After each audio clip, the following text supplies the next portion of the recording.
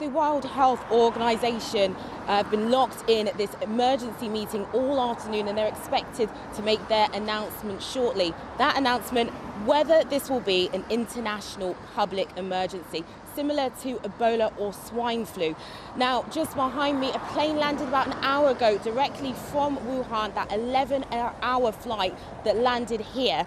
And that's one of 3 flights that are made every week to London's Heathrow. Now, authorities say that flight would have gone through enhanced measures. So what does that mean? The announcement would have been made on the plane about the situation, about coronavirus. The aircraft would have been isolated when it landed, and also a health team would have gone to meet the aircraft. Now, there have been no confirmed cases of coronavirus in the UK. And that's the situation, that's the measures that the authorities here have put in place, the Department of Health, Public Health England. But the measures in China have been much stricter. When you arrive from the epicenter of the coronavirus outbreak, this is what awaits you. Passengers landing from Wuhan into Beijing are greeted by masked officials in biohazard suits. Thermometers screening for early signs of the virus. This is a country on high alert. Unless for essential reasons, we suggest that people outside of Wuhan don't go to Wuhan, and Wuhan residents don't leave Wuhan. This will reduce the movement and reduce the transmission. But with one of the biggest festivals in the Chinese calendar coming up, the Lunar New Year, it might be difficult to keep a city of over 11 million people on lockdown. There are now more than 500 confirmed cases of coronavirus. The vast sprawling city of Wuhan in Hubei province is where the virus was first detected. The outbreak has already hit Hong Kong and several cities in China, including the capital Beijing and Shanghai. Further cases have also been confirmed in Thailand, Japan and South Korea. Outside of Asia, the virus has now reached the US too, with a confirmed case near Seattle. The World Health Organization has only declared a global health emergency 5 times, including for Ebola and swine flu. Screenings are already happening at airports around the world, heat sensors checking for a fever, and medical workers on standby. And at London's Heathrow, where 3 flights a week come directly from Wuhan, health officials say enhanced monitoring will take place, with what they say is a rapidly evolving situation. The risk at the current time to the UK is low. This is a problem that's essentially focused within China. Efforts are being made to eradicate or to stamp out the cases that are occurring in China. And if that's done effectively, then we shouldn't see any cases in the UK.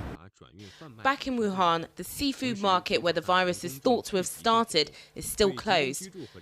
Health workers are on the front line, dealing with a mysterious virus they still don't know much about. My family are worried about our work here, and they get even more worried when they see the news every day. I always tell them it's okay as we're well protected. But I'm just saying that to give them peace of mind. We're actually afraid and worried. But as long as we're on duty, our own sense of mission will support us to do the job. Out on the streets, workers are busy disinfecting in an attempt to contain a virus that's already spread far beyond the city. Well, joining me now is Dr. Ngozi Irondu, who's a biosecurity expert and part of the Global Health Programme at Chatham House. How worried should we be in Britain?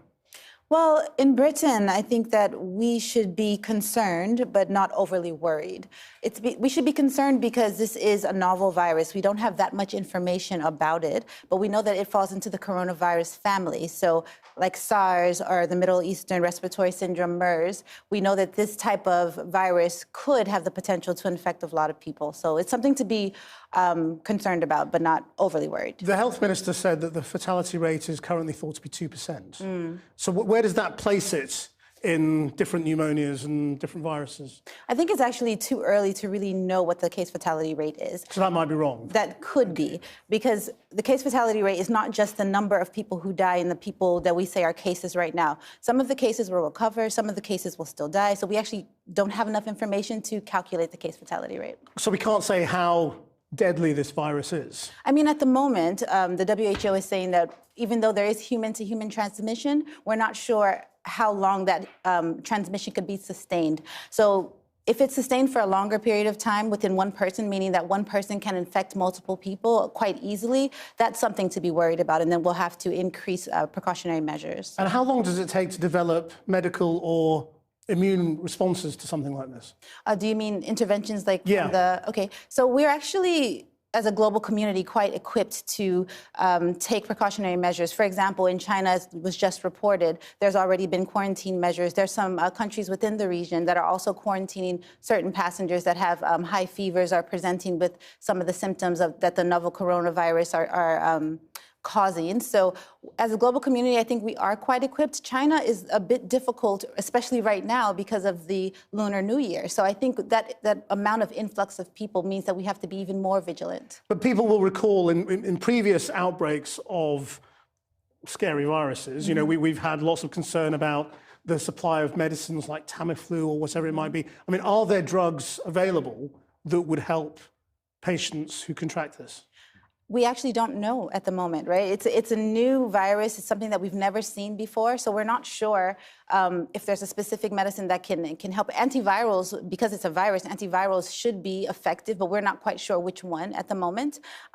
Right now, the WHO is just suggesting or recommending that we take hygienic measures, as in washing our hands, wearing masks. I mean, in China, they're wearing quite a few masks, yeah.